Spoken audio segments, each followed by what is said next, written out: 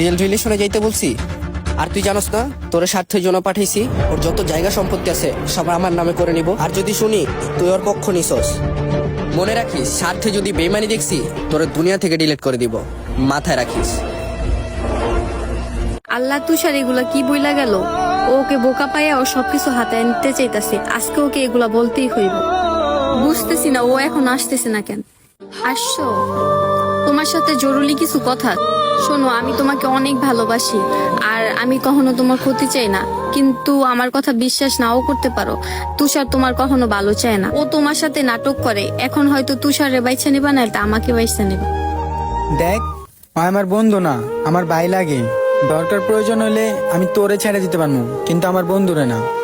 তুই থাক। এখন তো বুঝলা না, ও যখন বেমানিটা করবো তখন বুঝবা। কিরে বন্ধু, তোর এইভাবে বানছে কে? আরে তোর গালমাল মাইরা কি করছে? ভাবছস তোর এরকমও?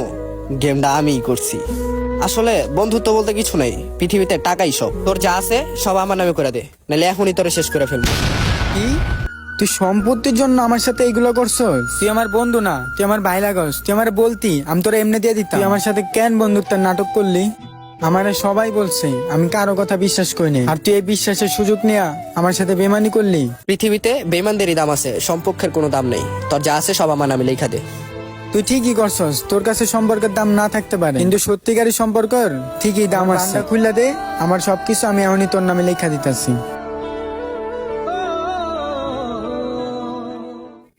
আল্লাহ, তুমি এমন একটা মানুষের সাথে